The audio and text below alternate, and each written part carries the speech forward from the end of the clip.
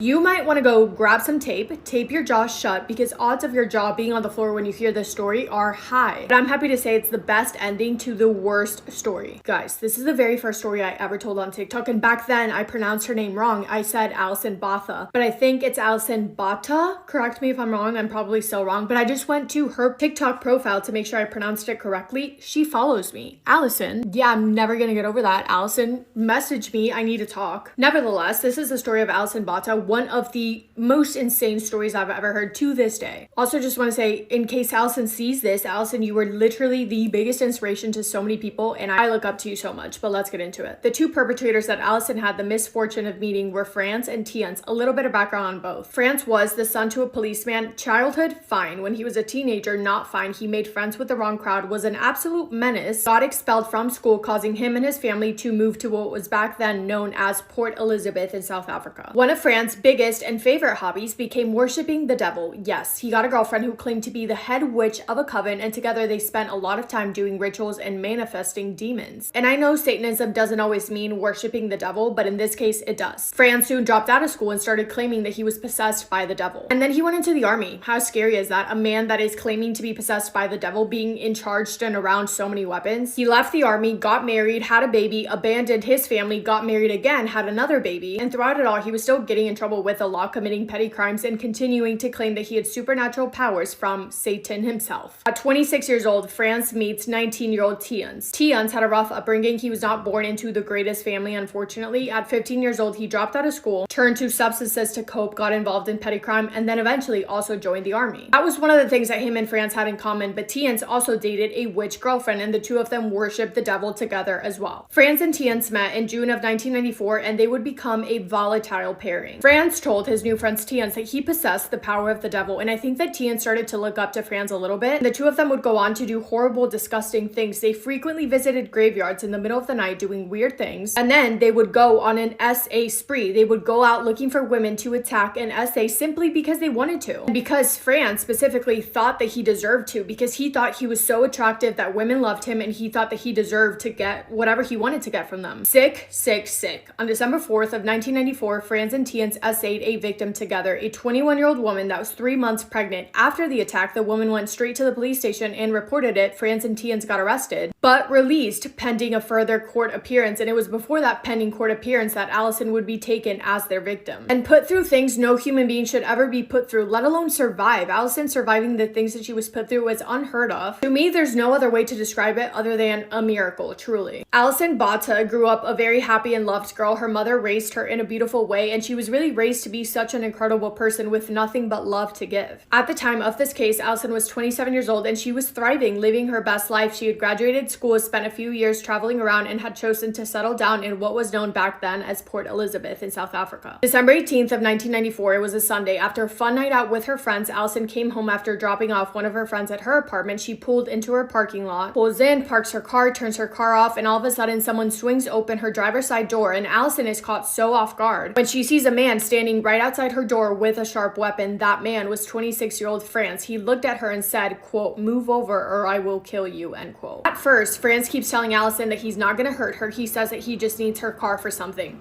Big fat lie. Franz asks Allison what her name is. She quicks quick on her feet and tells him a fake name. Allison asks Franz what his name is, and he also gives a fake name. And Allison is trying to keep her calm, incredibly good under the worst kind of pressure, but she is pleading for him to let her out of the car. She says, "Just let me out, you can keep the car." But Franz, of course, has bad intentions. He tells her that he just needs to go and find his friend, so they drive to go find this friend. The friend, who is none other than 19-year-old Tiens. Tiens gets in the back of the car, and his eyes look scary. They're just black. They just look evil, and I imagine Allison's stomach turned at just the sight of him. This was late at night, by the way. It was dark outside, and Franz drove the three of them until there was no other cars around, and he pulled into a secluded area. Tiens gets out of the car, leaving Franz and Allison alone, and Franz turns to her and says, "Are you going to fight?" And then he continues to SA her aggressively. Allison, in that moment, remembers trying to keep her dignity, aware of what was going on, but she kept thinking to herself, "He is doing this to your body, not to you. Your mind is safe. He can't touch your mind. You will get through this." She just kept repeating that to herself herself over and over again, trying to disassociate from what was going on, from the terrible situation that she was in. After Franz was done, he looked at Tien's outside of the car and asked him if he wanted to essay Allison, talking about her in the most degrading manner, and Tien says yes, and he goes in the car and he takes his turn in essaying her. After that, the two of them stand there and discuss if they should let Allison go or if they should kill her. And remember, the two of them are pending a court appearance for the essay case they just committed 14 days ago. So the two of them in their little pea-sized brains, they're like, no, we shouldn't let her go, because if we let her go and she goes to the police, we will get in more trouble. So the two of them think that they have no other choice but to murder her. They're having this discussion right in front of Allison, and because their brains are so small, they're talking amongst themselves, they're using their real names, Franz and Tien's, and Allison takes note of that, which is very important. Before she knew it, Allison was outside of the car on the ground. Franz was on top of her, attacking her with both of his hands around her neck, using as much force as he could, to the point where he crushed her windpipe, cutting off her air supply completely, causing Allison to zone out. Then Franz grabbed the sharp weapon, took it to Allison's stomach over and over again, like a frenzy attack 35 times, and him and Tien thought that that would be it. But then they realized that Allison was still alive, so they took the sharp weapon across her neck 16 times. And remember, Franz had crushed Allison's windpipe with his hands, and unknowingly so, when he took the sharp weapon, he cut through the windpipe, giving her air supply again. So basically, he did the opposite of what he was trying to do. Allison regains consciousness. She comes back to it when she hears Franz and Tien's again talking amongst themselves about whether or not they think she's still alive. When she hears this, she stays as still as she possibly can to make them think that she isn't. And it works. They leave her there, deciding that there was no possible way that she could have survived that attack. They throw her clothes that were inside of the car out of the car, and they drive off in her car. Allison is left there, lying on the ground in the dark in the middle of nowhere, attempting to assess the situation, trying to figure out what to do next, and I don't even know how. She had at least 50 injuries. I don't even know how your mind can come up with a clear thought, but she's trying to think when she hears a gurgling sound. She's confused for a second until she realizes that that sound is coming from her throat. The sound was her windpipe. They're just going in and out through it because she can't control it. She goes to feel her neck with her hand, but she feels nothing. Because her injuries are so severe, there's just a massive gaping hole, and she feels nothing but blood. Allison laid on that floor, and she thought, I'm not gonna let them get away with this. I'm not gonna let them do this to another person. She thought that at the very least, she would do what she could to hope and try and help her attackers get caught, which is when she took the little strength that she had left and wrote their names on the sand, Franz and Tien's. Right after that, she wrote on the sand what she wanted people to know that she was thinking about before she passed. She took her hand and she wrote, I love mom. And then Allison continued to lay there thinking that this was the end, but it wasn't. And Allison has said, quote, I realized my life was too valuable to let go of, and that gave me the courage to survive, end quote. That gives me chills every time. Also, now is a good time for me to tell you, if you have a queasy stomach,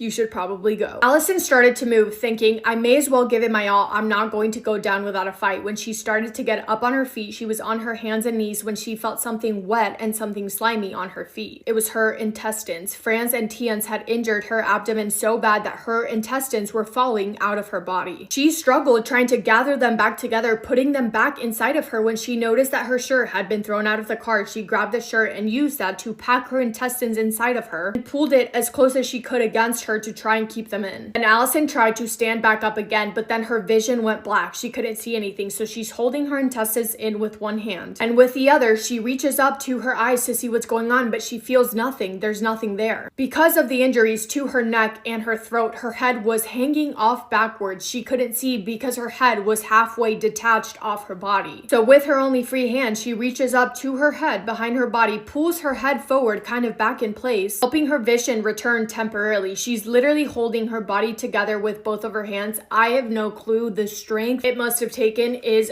hard for me to comprehend. Allison managed to drag herself onto the road, the full moon lighting her path, hoping that somebody would stop and rescue her. When she got to the road, she collapsed. She saw headlights. One car drove towards her, but straight past her, but the second car stopped, thankfully. In that car was a man called Tien, not to be confused with the perpetrator Tien's. Other people were in the car as well, but he was a vet, so he had some sort of medical knowledge, and he was an absolute hero that night. As soon as he saw Allison's injuries, he ripped off his shirt and used it to apply pressure on Allison's injuries. He had also noticed that Allison's thyroid was out of her neck, and he had some knowledge in medicine, obviously, so he knew how to place the thyroid back in place somehow, while one of his other friends called 911. The ambulance took so long to get there. 2 hours, 2 whole hours. What do you mean? But the entire time Tien was trying to do everything that he could to keep Allison with him. He came up with a system for her to squeeze raised his hand in response to him because she couldn't speak, obviously. And he kept telling her over and over again, "You have the most beautiful eyes I've ever seen. Please keep them open. Please keep them open." After 2 hours, the ambulance arrived, rushed Allison to the hospital, and the entire time Tian refused to leave her side. Allison was immediately taken into surgery. The wound to her neck was so severe the doctors could see the top of her spine. Those doctors had to put in so much work to save her life, but luckily the doctor that was on call that night was a throat specialist. Like, what are the odds of that? I don't know, but the odds were in Allison's favor. Doctors have said if Tian didn't put her thyroid back in place or whatever he did, then Allison would not have made it. It was also found that the injuries to her stomach somehow missed every vital organ, and the injuries to her neck and throat missed every major artery. If that was not the case, then Allison would not have made it to see another day. Absolutely insane. But after hours of surgery, Allison survived and she went into ICU for recovery. She couldn't talk after the surgery, obviously, so when talking to authorities, she just wrote down on a piece of paper her attackers' names. But get this, police said, "That's not good enough. We need you to say their names out loud." What? So the tube that Allison was literally using to breathe was taken out long enough so that Allison could say out loud, "My attackers were Fran's and Tian's." And only after that did police go and immediately arrest them. And when they were arrested, officers told them that they were wanted for SA and attempted murder. And they were so confused about the attempted murder because they thought that there was absolutely no chance that Allison had survived that, but against all odds, she had. They were both charged with 8 charges. They pled guilty and were sentenced to life in prison in August of 1995 with no parole. Oh, and by the way, in trial, France tried to blame his actions on the fact that he was possessed by Satan. So there's that. Allison was discharged from the hospital on New Year's Eve. She moved back in with her mom who helped take care of her. But she still had so much recovery to do, not only physically, but also emotionally. But Allison knew that she wanted to use her story to help others. So she started traveling around the world, telling her stories in at least 35 countries, helping inspire other survivors to come forward and tell their stories as well. Since then, she has written 2 books, and Allison has said, quote, "The attack has put me on this path where I get to travel the world and help inspire other people," end quote. Allison met and married a man, and I think they are now separated, but doctors had told her that because of her injury she would not be able to have her own child, but I'm so happy to say that she was. Allison fell pregnant and she was able to carry her child full term, and Tian, our lovely hero Tian, became a doctor after that incident, and he was one of the doctors who helped birth Allison's 2nd child. How cute is that? Oh, and one more thing that's gonna make you guys mad for a second. In July of 2023, after only serving 28 years, France and Tian's were granted parole and placed under supervision. When that happened, Allison posted on her Facebook page, she said, quote, "The day I hoped and prayed would never come. And I was asked, how will you feel if they ever get parole? My immediate answer was always, I'm hoping I'll never find out," end quote. Absurd. The people that did that are allowed to just be free and walk free? What do you mean? Because actually, what do you mean? But I'm so happy to say that this year in 2025, the decision to grant them parole was taken back. So both of them were sent back to jail, thankfully, and they will remain in custody, which makes me so incredibly glad for Allison, like thank God. And I want to end this video with a quote from Allison. It reads, quote, "Remind yourself that you do not have to take responsibility for what others do. Life is not a collection of what happens to you, but of how you've responded to what has happened to you," end quote. I've known this story for a long time, and every single time that I talk about it or read about it or hear about it, it makes me want to cry. Again, Allison, on the off chance that you're seeing this, I'm gonna message you right now. I would feel incredibly grateful to have the chance to talk to you, and I hope that I told your story the way that you would want to have it told. But yeah, that's it from me today. Thank you for spending time with me today and for listening to Allison's insane, inspiring story. I hope you guys are having the best day. If not, go do something to make it the best day. Make somebody happy, and I will see you in my next video. Massive kiss on the forehead to every single one of you. My boyfriend of 5 years cheated on me, left me for another girl, and now he's back, so this is how I'm planning to get revenge on him. We have known each other since we were 5 years old, but we've only been in a relationship for 5 years, and last November, he all of a sudden says that he wants to break up with me because he fell in love with someone else. So when he told me this, I am absolutely devastated, as you can imagine, but I'm definitely not the one to chase. So I tried to act really cold, even though I was absolutely broken inside, and I was like, okay, it's your decision. I'm gonna move out. Don't even worry about that. When they say they always come back, they mean it. I didn't think this was gonna be this fast, but 2 months ago, he all of a sudden reaches out and says that he misses me. I hated him, and I hate him so much that I was like, okay, this is the perfect time to get a revenge. Little does he know that I'm saving $500 on his dime every month until I eventually leave him. Little does he know that I created a fake Snapchat and added his father, and now his father is cheating on his mother with my fake profile. I mean, I usually don't like to get family involved, but the truth is that his mother took his side and said that it was my fault that he left me because I was such a bad girlfriend. But wouldn't it be ironic? Because if I'm at fault for her son cheating, then she's at fault for her husband cheating on her too. Little does he know, I spoke to my rental manager and signed a contract to leave this apartment we're in, which is in my name, in December, the same week he'll be gone on a work trip. Won't it be funny when he comes back from that work trip? Locks are switched, his girlfriend's missing, his stuff in the dumpster, and nowhere to live. Oh, and did I mention that his dream car is actually in my name because at the time he bought it, I had better credit score. Don't worry, I've already started the process of selling it and it'll be towed to California in the same week he'll be gone on the work trip. I'm planning all this ahead, so in December, when he comes back from his work trip, he's not gonna have his car, he's not gonna have his apartment, and he's not gonna have his girlfriend. He thought he could cheat on me, leave me for another girl, and then come back because that didn't work out without any consequences. How old do you think I am? Tell me right now before I tell you my age. How old do you think I am? Because tonight, I went out with friends, and then at the end of the night, some guy started talking to me about my shirt because I guess it's a conversation starter or something. And then he said, "You're really cute. Can I have your number?" But my man had a beard, and I understand that young people can have beards. But he was not young. So I asked him, I said, "Oh, like, can I ask how old you are?" And he said, 28. 28? How old did you think I am? So I said, I was like, "Oh, I'm 18 years old." So he said, "Oh, never mind then. How old did you think I was?" Because I think I could not pass for any older than 20. And I feel like that's also kind of a lot. I understand that with the makeup and everything, I look a little bit older, but I've always been told that I look younger than I am. And maybe that's just me, but I feel like for a 28-year-old to be appropriate for him to date me, I would have to be at least 22. At least 22. And I don't think I can pass for 22. So, I need to know if I just look really old. But I don't know, man. How old do I look?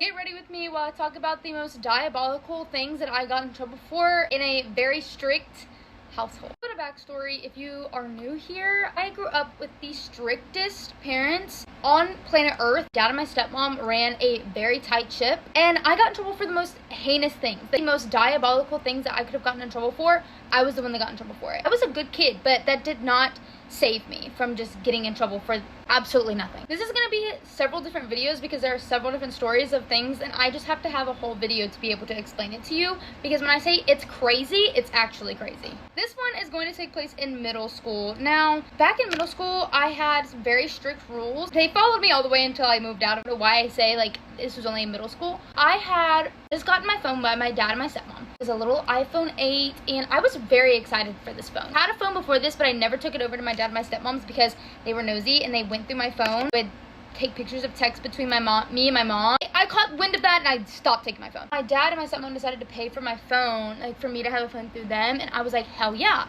Well, little did I know this is going to come with a contract. Actual contract. We got our phones and went to Verizon, and then that night we were sitting down and signing our life away with this contract. You would have thought that this was legally bound. Like, you would have thought that this was notarized by how serious this was taken. What I'm about to tell you actually took place during like peak COVID. So my 8th grade year, I had literally no friends except for one. She lived like 3 minutes away from me, so we spent every minute of like lockdown together. Don't cancel me, we were fine. We basically quarantined together. Now, even though I was in 8th grade and I was, I think 15 at the time, because I was 16 as a freshman, because I graduated very behind. I had the most insane rules on my phone. My phone timed out at 9:30 every single night. I had to keep my phone in my parents' bedroom, and they went through it all the time. My dad never, I don't think, ever went through my phone, but my stepmom made it her life's mission to always try to find something to get me in trouble for. And that is the direction we are heading with this story today. Even though I wasn't allowed to have my phone in my room at my house, I was allowed to have it in my friend's room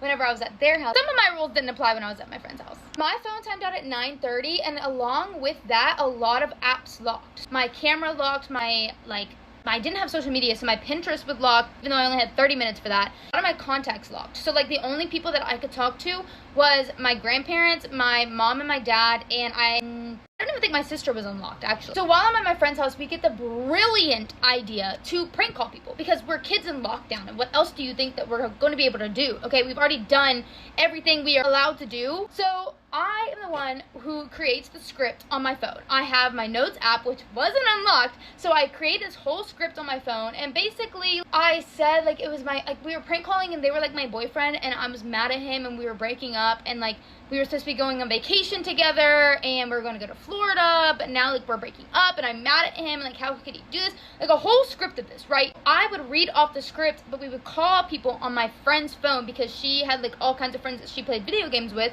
so like they would not know who I am. We would star 67 these hoes, and they were not gonna find out who this was. So we're having the best time of our life. Like, we are really pranking people. Like, I really think that we are just, like, living life, and we are the slickest, best prank callers in the whole world. My script is foolproof. Everybody, I'm not gonna say they fell for it, but they were at least caught off by surprise. If you're thinking that the story is going to be, I got caught prank calling and that was what I got in trouble for, no, you're very sadly mistaken. I pulled that off. I was off scot-free, okay? Nobody knew who I was. I was not caught. My parents had no idea I was prank calling. It was literally the most genius plan ever. I would not have gotten in trouble if my stepmom was not actually psychotic and had a vengeance to go and make sure I got in trouble every single waking minute of my entire existence. I genuinely think she just had a vendetta against me because this woman just could not let me know peace for 5 minutes of my life. And we all know I deserved peace from everything that I've been through in my life, so like she could have at least given me like a little bit of a break, but no. She had to just make it her life's mission to make me miserable. Now, when I got home, I literally thought nothing of like anything. I did not think that it was going to escalate into a whole like scenario where I'm going to be literally on the chopping block for doing this. I thought that it was funny. It was harmless. Nothing wrong with what I did, right? Wrong. After my very short-lived escape from my personal hell, come back home, and that night my stepmom just had a little feeling that she should just check my phone. When I say check my phone, I don't just mean like check and make sure like nothing's like wrong, searching the black web. No, like she decides that she's going to scour through every little thing, and when she doesn't find anything initially, she's going to then search even further into literally the smallest little details and make something out of nothing. Do we see where this is going? As my stepmom is going through my phone, she stumbles upon the prank call script. Initially, I guess she assumes that like it's real. Calls my dad. I'm asleep this like the whole time this is going down, so nobody's fact checking anything. She calls my dad because he's at work. Just basically tells him, you know, I just found this. Like I don't know what the hell this is. Obviously, Jamie has this boyfriend that she's hidden for us for 3 years, and she's gonna go on a trip with them with her mom in Florida because obviously that's the most rational thing. Because let's look at our 8th grader who literally has no game whatsoever. She's definitely been hiding a boyfriend since 6th grade. I absolutely love the confidence that they had in me, but it was just not like a plausible thing. Obviously, I get called in the next day and interrogated with just my stepmom, and my dad is on the phone. At this point, they fully believe whatever lie that my stepmom has spun and wholeheartedly think that I have a boyfriend that I was planning on going to Florida with my mother, which why my mother would allow a man to go with me to Florida in 8th grade, I don't know. But they also absolutely hated my mom and made her out to be the villain in literally any scenario that they possibly could, so like that tracks. Once my dad has been fed whatever lie my stepmom has spun him, he literally thinks about nothing else. Like that is the only truth. I'm sitting here trying to explain to them, no, like me and my friend were just prank calling, like we were at her house, we were prank calling, like I don't have a boyfriend that I've hidden from you for 3 years. Go through my phone every single night, finding literally even the smallest little details that could get me in trouble. You would not have missed this. Trust me. I know. It turns into this whole like screaming match. My dad's screaming at me over the phone, basically saying that like I'm lying, I do have a boyfriend, and how dare I hide this for 3 years. And once I guess that they either believe that I'm telling the truth about it being a prank call, or they just decide to move on past that because it doesn't make any logical sense in their brain to ground me for that, they decide to then get me in trouble for the fact that I was prank calling, period. How dare I be on my phone after it timed out? How dare you be using your notes app? And how dare you be prank calling and using this as a script, because that's actually ridiculous. It doesn't stop there. After they ground me, I guess they tell my mom, they tell literally everybody under the sun that I'm grounded for this. I don't have my phone. I'm basically banished to my room, but then also I'm not, because I'm not allowed to be in my room for any long periods of time because that's actually a sin. They call my best friend's parents and tell them what we were doing, which they are very laid back. Like, I don't know why they thought that they would care. They get her in trouble too. Not grounded, but now she can't have her phone in her room at all either. I'm sorry. So then that makes me just look like the loser whose parents don't let her do anything, and now it's also affecting my friends, which, like, of course. The only reason we would hang out at her house is because they didn't have the same rules that I did, but if we were at my house, my friend would have to follow my rules that my parents laid out for me. I'm trying to find the loophole, and now they have entered the loophole that I can no longer use. Needless to say, next time I went over, which is surprising that I was even invited back over after that, because I would have actually, like, shunned myself. We had to leave our phones in the kitchen when we went to bed. It actually was kind of pointless for me because after all of that, my stepmom went to even further lengths to lock my phone up after 9:30, so I no longer had access to my notes app, along with my photos, along with my camera, along with half the people in my contact list. Like, the list literally went on. But yeah, I was grounded for like a hot minute. It's actually just like a manual labor slave because of that. So I never prank called again. You're not gonna... I want to die. I just had the worst first impression of my life. I came tagging along to work with my mom today. She is currently in the nice lady's house while I'm in the car contemplating my life choices, all right? Yeah. So, I'm lactose intolerant, okay? And my husband tells me all the time, stop drinking milk, stop eating dairy products. And I'm like, I'm fine. I'm not fine. Anyways, I went and I got a cookout milkshake, okay? My favorite M&M milkshake.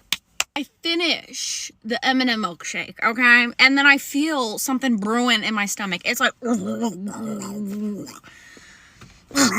So I had to go use the bathroom. Which you do. If you didn't know this, my mom owns a cleaning business, all right? And she has her employees. So we come to this house with her employees, all right? So there's multiple people in this house at this point.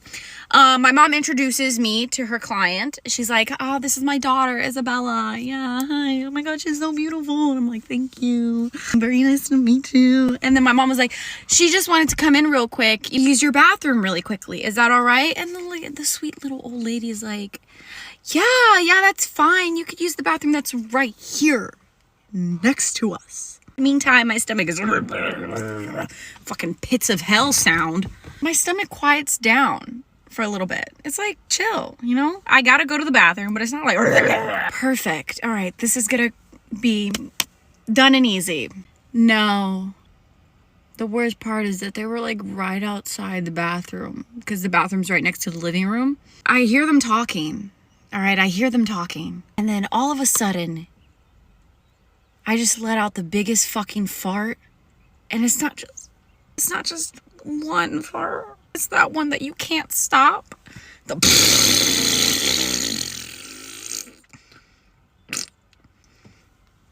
And all you hear is silence. My soul left my body at that point. I get out of the bathroom and they're right there. I didn't know what to do. I didn't know what to say. I don't know why, but my natural instinct was to just look at the old lady and be like, thank you. As I was walking out of the house, y'all, it gets worse. One of my mom's employees was on the second floor, so she didn't hear it, okay? The employee comes down as I'm walking out, and she walks inside the bathroom, and all you hear is, ugh!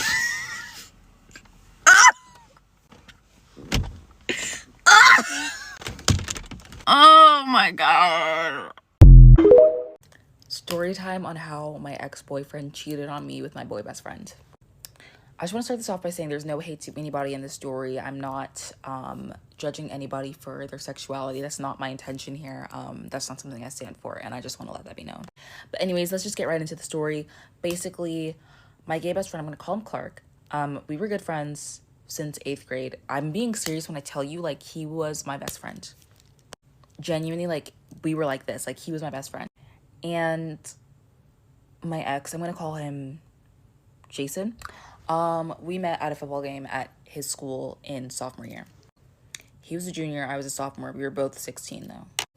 Because I have an early birthday and then he has a summer birthday. So we're born in the same year. We're just in different grades because my birthday is after the school year starts.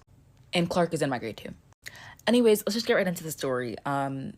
Basically, everything was going good with Jason. I don't really, like, he would come see me. We'd go hang out at his house. We'd hang out at the mall, like, all this stuff. We were just, like, a regular, like, everyday couple. Eventually, after a little bit of dating, we started dating sophomore year, around the beginning of second semester. Around the end of the year, I introduced him to Clark. We had like a little like group hangout, the three of us. I know people are gonna think that's stupid, but like from my perspective here, see it from my perspective, I did not know that Jason swung that way, like in any capacity. My gaydar did not go off at all. And as for Clark, I don't think anybody thinks their friends would do that, you know? But specifically, I did not think that Jason would go for that anyways. So it's like one of those things where it's like, I didn't suspect anything. But yeah, they exchanged socials, whatever. I didn't really mind. I mean, like, you're my friend and you're my boyfriend, so it's like, whatever. After that meeting, things got a little bit weird. Clark would bring up Jason, like, quite a bit. It started slow. It would be like, the first time that he talked about it was like a little bit after we hung out. He's like, wow, like, he's actually like really hot in person. And I thought it was like a friend thing. Like, you know, when you tell your friends, like, oh, he's really hot. Like, it was like, yeah, you know, thank you. Like, I backed him. But he just like kept on going on and on and on and on. And it was like all the time. He would ask about him. We'd be hanging out and he'd be like, you think Jason can come? You think Jason can come? You think Jason can come? You think he's free? This lasted for months. I introduced them near the end of sophomore year, as I said before. And this went on from then through the summer, and let's get into the beginning of junior year, when this started like escalating, you know? Jason would post something and then Clark would be in the comments like, oh my gosh, you're so cute. You know, like how like girls will comment on their friends' posts? That's the type of stuff that he'd be like commenting, like hard eyes and stuff like that. And I didn't take it like weirdly. Like, I mean, I talked to Jason about it a little bit. Like, I was like, hey, like, you think this is weird? Like, should I be like concerned? And he's like, no, like, there's nothing. Like, he's never been like that with me. I think he's just joking. And so I was like, whatever. You know, I just let it be. I was like, whatever. Anyways, fast forward like mid first semester, junior year. I was hanging out with Jason. We were in his house and we were just like, he was showing me something on his phone. Like, I think it was like an Instagram reel, some shit like that, like something that he thought was funny. And we were looking at something on his phone and he gets a message from Clark. And Clark was like, what time are we meeting later? Mind you, I wouldn't even have a problem with him hanging out, but it's like, you didn't even tell me. You did not even tell me that you guys were hanging out. Like, I didn't even know that you guys talked, like, over messages like that. And it wasn't even, like, a DM. It was a message, like, a text message. Like, you got his number. Like, that's fine. I'm not even, like, against that. Like, it's okay. It's fine. But, like, why did you not even mention it?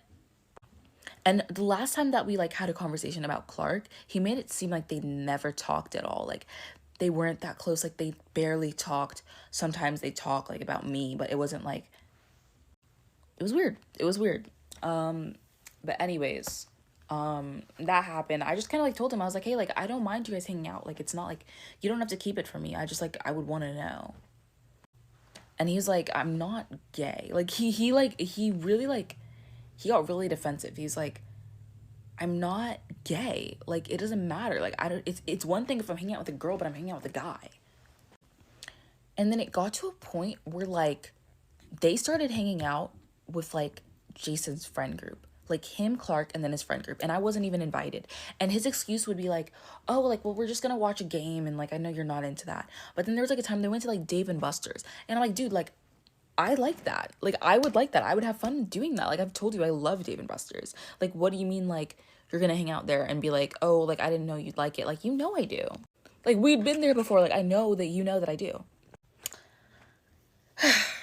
Eventually, things go on. I didn't really want to read too much into it because I was like, he's not gay. So it's like, he was just being shady. To me, in my eyes, I was like, he's just being shady. Like, it's not that he wants him. But anyways, there was a time around, like, Christmas.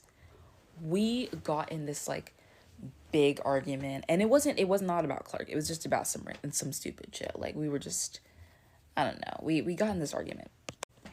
And basically, like, I didn't tell anyone about it because it was just like, to me, I was like, it's not that big of a deal. But a few weeks later, like, we reconciled. We were, like, chill and on good terms within, like, the week. But, like, 2-3 weeks later, I'm talking to Clark, and Clark is, like, bringing up something, and he, like, mentioned a specific detail about, like, our argument. Like, I don't remember what it was. It was just, like, one of those things where it's, like, how did you know that? Jason was telling Clark our business. Mind you, like, this is my best friend that I've known for years. And I'm like, I didn't even tell him because it's like, you know, that's not like important. And it's not like I'm saying you can't tell your friends about stuff, but I'm like, this isn't your friend, this is my friend. I know that sounds so like bratty, like, this is mine. But like, seriously, it's like, if you were telling your friends that, that's one thing. But I'm like, why are you telling him? And I want you to understand, like, they did not know each other until I introduced them. And I know that's my choice, whatever. But like, genuinely, they did not know each other. They didn't go to the same school. They also go to different schools. We all went to different schools. So it's like, you're going out of your way to see each other. Like, I'm going to try to get to the end of the story because I'm running out of time. But things like that nature were going on. And just like repeating. And then at the end, there was a time that I was hanging out with Jason. And I did something I'm not very proud of. I checked his phone. I looked through this man's phone. I looked through his messages with Clark. I looked through his Instagram DMs. And I found out how everything kind of went down. Basically, Clark had, like, reached out to him first. And kind of, like, hit on him. And it was, like, soon after they hung out. Like, genuinely. And he was genuinely like, I need to think about it. And then was like, yeah. And so they were setting up these hangouts to meet up. They were not watching no damn games, I'll tell you that. I don't really know all the details of all the stuff that they were doing, but like, because I don't want to know. I didn't want to know. I don't want to know now. I found out, by the way, about this all like around like March of junior year. So March 2025. We had like the worst screaming match, like genuinely. And I was even more upset because it's like, this is my closest friend. Like, you know that. And you've been doing this like literally in my face. I'm like, if you don't like me, like, why didn't you just tell me that? Like, because this had been going on. I told you, I introduced them end of sophomore year. So this had been going on from like the summer into the school year into all the way to March. And same thing with Clark too. I wasn't even that surprised. Like, honestly, sadly, I expected it from him. I like literally am running out of time right now. I'm really sad. But yeah, that's basically it. I might make a part 2, but I'm out of time. Since y'all hated my old talking stage so much, you would have hated to see my ex coming. So here's a couple things he did to me while we were dating. So one of the first red flags is low-key that he was a senior this year and I was a freshman. But it was only like a 2-year age difference. So if you really think about it, it's not that bad. But I feel like that's still kind of bad. And at first, when he first asked me out, I said no because I didn't want to go out with him. I really didn't. I thought he was cute, but I was like, senior, freshman. Do I really want to get myself into that? And I was like, nah. But he like would not leave me alone. So like after like 2 or 3 times of asking me out, I just gave in. I just went on a date with him. Another one of the red flags is he's Mormon. He's literally a Mormon, so I don't know. At first I was like, I don't know what that is. I didn't know what it is at first. Like, I knew like the secret like lives of like the Mormon housewives or whatever, and like I heard about the like Mormon cult documentaries, but I was like, obviously he must be fucking normal because he's Mormon in a public server. So I've just let it go. But yeah, I don't know. Another thing is like whenever we like talked about like what we wanted to do in the future, he was like, oh yeah, I'm gonna enlist and I'm gonna be a Navy SEAL and I'm gonna like save like women and children from like sex trafficking and stuff, and like I want to do this, and I want to basically he was like a wannabe Zayd Meadows kind of, but like not as hot, or I mean he was pretty built, so but anyways, yeah, he was like a wannabe Zayd Meadows, if y'all know who that is from like Haunting Adeline. So I feel like that was kind of like, it wasn't really like a red flag, but he always brought it up, like, oh, I want to save women and children, oh, sex trafficking this, oh, like raping that, like subtle foreshadowing, by the way. I don't know. Another thing he did was he made me walk him to class at school. It wasn't like, oh, let me walk you to class. It was like, oh, I can't be late. You have to walk with me or you can't walk with me at all. And I was like, okay, whatever. I don't mind, I guess. Another thing he did was I had like 106-degree fever one day, and football had made playoffs. So I had 106-degree fever, but he was like, you have to come to my game. Like, please, you have to come to my game. And I was like, sure. So I drove like an hour and a half to be at his playoff game. I had 106-degree fever. It was 46 degrees outside. I was freezing my ass off. I didn't even watch the game. I slept the whole time. I was genuinely so sick. My friends were like, girl, can we go? You need to go home. And I was like, no, like, I want to be there to support him. They lost. He didn't come to see me after the game. He cried at that game, did not come to see me, and then, like, just left. Because the other football players were, like, coming to the student section and, like, saying hi to, like, their girlfriends and stuff. I was not said hi to. He didn't even look for me. He just dipped. And I was like, ooh, okay. So I just left. But yeah.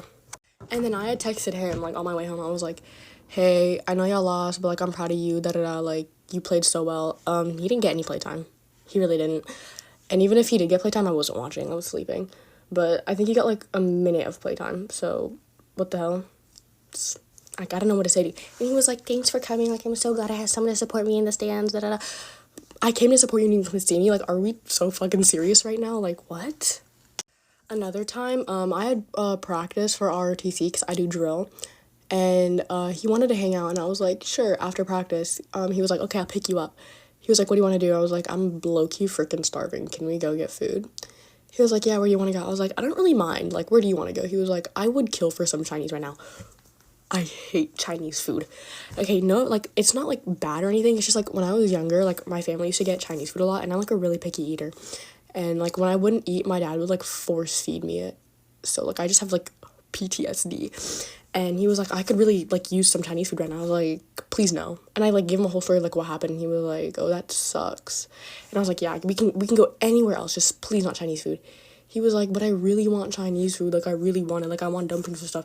And, like, I was like, please, can we not go? Because, like, I'm not going to eat anything if we go.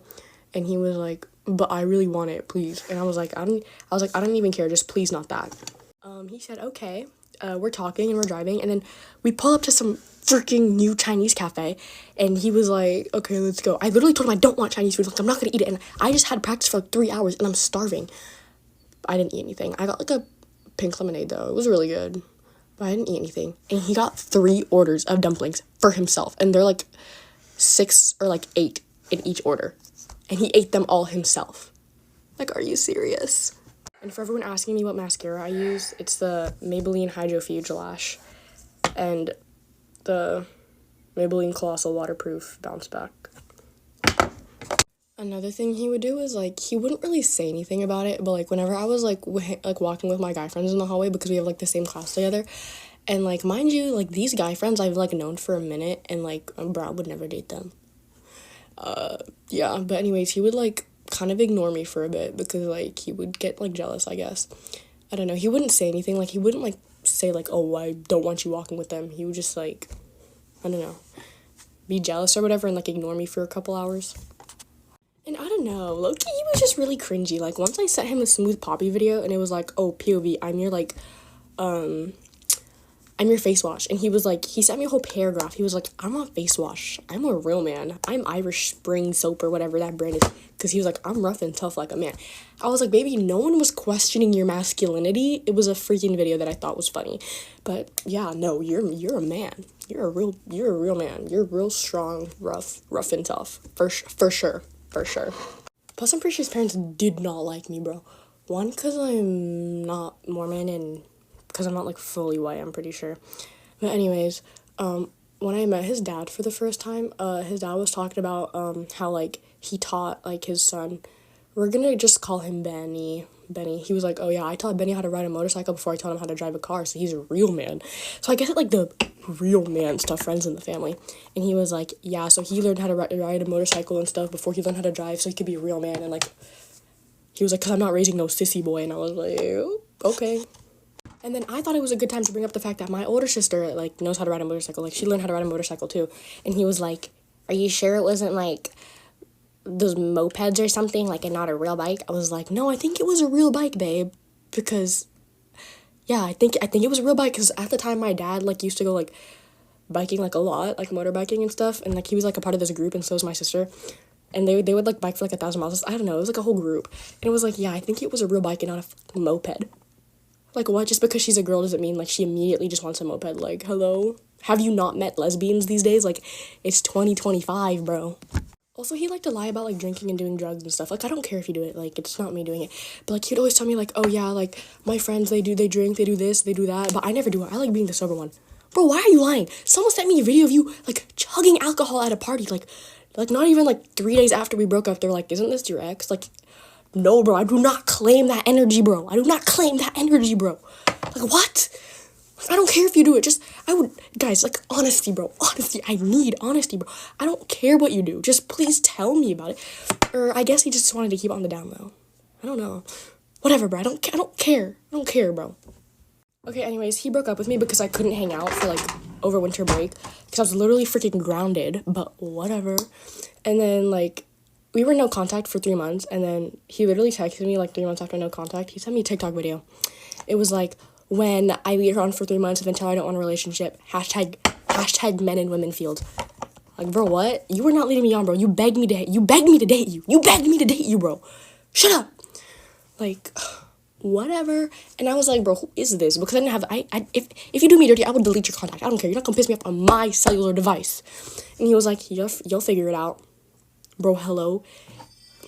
And mind you, he transferred schools for, like, doing something real bad. Anyways, that was it. This is a pretty long video, but I just needed to, like, get that off my chest, you guys. Anyways, y'all deserve a cookie. One day I'm gonna get you all a cookie. I had to send a hey girly message yesterday, and it was, like, the worst moment of my life because I've never wanted to have to do that to someone. But I kind of pride myself on being a girl's girl. Like, I try my best. I don't think I used to be, so I'm, like, really trying now to be a girl's girl, and I think it's coming, like, more naturally to me now. Hello, what is that? Anyways, I was just scrolling through my notifications on Instagram, and as I usually do, and I get a lot of notifications of people, like, liking my old stories and stuff, but this one guy comes up and he has liked, I'm not even kidding, every single highlight of me that is of me, right? So, like, none of the ones of, like, the landscapes or, like, me and my friends, like, only the ones are of me. And, like, weird, right? But, you know, I get that sometimes, like, I just get people liking old stuff. So, whatever. And I'm curious, right? I click on his profile. First of all, he doesn't even follow me, so he's gone for, like, a good old stalk, and he's not embarrassed and ashamed to be known as, like, this guy that doesn't even follow me and he's liked all my things. Anyways, he has a girlfriend of 3 years. I think more even. And I'm, like, going through their highlights and stuff. Yeah, I go through everything. But anyways, going through their highlights and stuff. She's really cute, whatever. Find out her name. Let's call her Penelope. Find out Penelope's name. Look it up in his following and messaged her. And I was pretty much just like, I did say, hey girly. I probably should have said, hey girl, because hey girly is, like, a little bit cliche. But anyways, I said, hey girl, hey girly, just letting you know your man has liked. I didn't want it to seem like I'm saying, like, your man's all up in my likes, but I was like, oh, hey, like, your man liked, all my highlights. I just thought I should let you know, because I would want someone to do the same. And then she just said thank you with a smiley face. Like, she didn't seem mad or anything, but he has since, removed all his likes. Thank you. But personally, if my man had been doing that, I'd probably break up with him. But I get it, they've been together for a long time, whatever. But also, I think she might have it in her head that, like, okay, see if you get my perspective here. if like my man had been liking like an influencer's stories, not trying to say like, oh, I'm an influencer, but like if my man had been liking like an influencer or like a celebrity stories, I'd be like, whatever, like she's never gonna say it, she's never gonna think he has a chance, whatever. So I'd kind of ignore it. Like if like my boyfriend was liking Anna Paul stories, you know what I mean? Like it's so, and these people seemed like they were very, very country, so I don't think they don't live in the city, like they're not, I don't mean this to sound rude, but like I feel like she's gonna be like, oh, it doesn't really matter because she's kind of like an influencer type of thing, so it doesn't really matter that he liked it, like he was just liking influencer stuff. But to me, like it's way deeper than that. Like it was all photos of just me. Like I didn't specify that, but it wasn't just like all of my highlights of like scenery and stuff. It was only the ones of me. It's just weird, right? Like I'm not being dramatic right now. This is weird. I would probably break up with my man if he'd been doing that. Anyways, bye. I will never forget in 7th grade when my group chat got leaked. And every time I think of the story, it fucks me up more. Like, what the fuck? So it's 7th grade, like I said, and I'm going to tell the story from the beginning of the day to the end of the day because it's a timeline. So sit the fuck down. Class is in session, bitch. So it's 7th grade, like I fucking said. And this is like COVID time. This is like 2021, 2022. This is like peak COVID. I don't know if I would say this is peak COVID. Hold on. But my school had it to where like you were going in person, but you had to wear masks. So my school was really fucking weird. So, like it didn't matter when you got there, how you got there, if you was on a bus, a bike, if you was fucking walking. We all had to go into the gymnasium. Now in the gym, there were the bleachers. So my mom would drive me to school. And I would get there later than my whole group chat. Because me and my group chat, we all sat in this like little ass fucking circle, right? You would go and get your lunch in the lunchroom. And then you would come back to the gym. You would sit in the gym room. And you would eat your lunch on the bleachers. So I would never really get lunch for real. I would just go and talk to the lunch lady. Because the lunch lady was like nice as fuck. She was this nice black lady. She was so sweet. So the gymnasium would open at like 6:55. And it would close at 7:15. Meaning that at 7:15, you would have to go to your classroom. And then classes would start at 7:30. So my friends would arrive around 7 o'clock. They buses would get there early. Since I drove with my mother, I would walk in at like 7:15. Like right when the bell is about to ring. So this day, my friend texted in the group chat. She like, y'all, can I get $1 bill, please? Can somebody give me $1 bill? And I'm already running late, so I'm just like, let me just find this fucking $1 bill for her. In my mind, I thought that meant that I would have like the most amazing karma today. Like I had a test later that day. I thought I was gonna get an A on that test. I thought since I'm giving my friend $1 bill, that's some good ass karma. I was fucking wrong. So I find this petty ass $1 bill. I go to school. I give my friend $1 bill, and the bell rings. So we start walking to class. We would never really go to class at 7:15. We would just roam the halls until 7:30, trying to like not get caught. So we roaming around the halls, and my friend Dominique, she on the right of me. She like, y'all, today my mom took my phone. That didn't put no, you know, notifications in my fucking head. I ain't get no damn ding. She was always getting her phone took. Like she was always getting her phone took. I didn't think nothing of it. And I remember because during first period, I had this, I know it sounds like I'm jumping around a lot. Just give me a fucking second. So I had a teacher in first period. She stayed at that school for 3 weeks, left for a month, came back for 2 weeks, and then left for the rest of the school year because she had COVID. She said she had long-term COVID. She said that she was coming back like 10 different times. This lady never came back. I never saw her again. I don't even think she worked at that school after that. And I had this math teacher who used to talk hella shit. So she would tell us, she was like, she does this shit every year. She just goes missing, da-da-da-da-da. And I was like, oh, okay. Point is, all of my friends would go to my first period class. Keep in mind, not all of them was in that class. But we had a chill-ass substitute teacher who went to Harvard. How the fuck you go to Harvard and you end up in buttfuck Ohio? I don't know. But you know, he was really like cool and sweet. He gave me lunch detention like twice. Fuck that. We would all go into the classroom and we would just chill. There was this fat ass chair made for big people. Because my teacher was big. I'm not trying to be fat. Just give me a sec. And, you know, we would all try to fit our asses on this chair. You know me, because, you know, my ass is just the ass of everybody. So first period, we're chatting. And then Dominique gonna talk about some, guys, what if my mom checked the group chat? My heart started beating a little bit. I'm like, what do you mean? What if your mom checked the group chat? What are you talking about? She's like, yeah, she said she's gonna check my messages. She's like really mad. I was like, huh? But that's that. Second period, we're fine. Third period, we're fine. Fourth period was weird. So I get out to go to lunch, right? I sit at the lunch table. Dominique gonna say, y'all, my sister just told me my mom checked the phone and she found the fucking group chat messages. She's coming up to the school. What do you mean? What do you mean she's coming up to the school? What do you mean she checked the group chat messages? In that group chat, I said a lot of fucked up shit. Not fucked up to where it was messed up, but fucked up to where I was low-key plotting on all my teachers. Like, I dead ass wanted some of my teachers' heads on a swivel. So my heart pounded. I'm like, wait, how the fuck am I gonna get in trouble for this shit? I'm like over here very confused. I'm like, how does something outside of school have anything to do with shit inside of school? Like, I'm mad confused. I'm like, how can she even go to the fucking office? So for that day, everybody in the group chat, we all texting our moms. We talk about some mom, like, we may get in trouble today. You know, it may be over for us because we had to let our moms know before they could let our moms know. Rule of thumb, always let your mother know when something's happening before the school can tell her. Chances are she's not gonna be that mad if she hears it from you versus if she hears it from the school. So we all text our moms, we all tell our moms like, hey, you know, like we may get in trouble. Fourth period goes by. Fifth period goes by.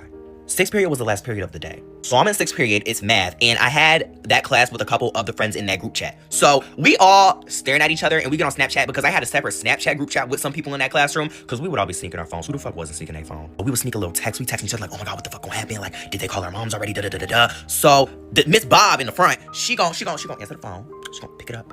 Hello? Yes? Yes? All right. Cha-ching. I'm Jordan, come up to the front. So, you know, my heart start pounding. I come up, she's like, Jordan, you gotta go to the office.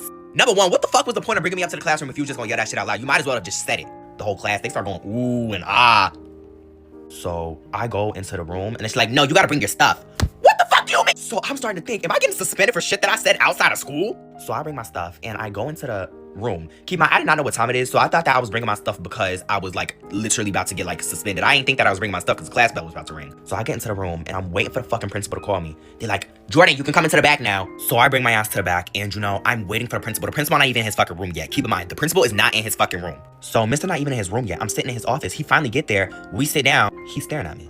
I'm looking at him. Keep in mind, like a month prior, I got 2 detentions in a week because I was doing shit I wasn't supposed to be doing. One was a Thursday school, which was worse than a detention. A Thursday school was 2 hours. The detention was, I think, like 50 minutes. So I'm thinking while I'm looking at him, he look at me, I'm thinking like, oh, I'm fucked. Also, let me know if you guys want a story time on how I got 2 detentions in 1 week, because I will tell that. 7th grade was a time. So he finally started talking. He's like, I started group chat messages. I was always told, do not act guilty unless there's proof. So I'm like, what group chat messages, sir? He's like, the group chat messages. I'm like, what group chat messages? I'm so confused. I don't know what you're talking about. He flips his fucking monitor. Why are my messages on the monitor? So I'm staring at the monitor's staring at me. I'm staring at him, he's staring at me. I'm like, oh, those messages, yes, yes. And the one thing I can applaud this bitch Dominique for doing, she didn't have my name saved. I'm looking at the messages. I'm about to actually tell him the shit that I said. I look at the messages, I realize, my name's nowhere. My name is nowhere because I am not saved as a contact. My phone number is there on top, but it doesn't say shit about my name.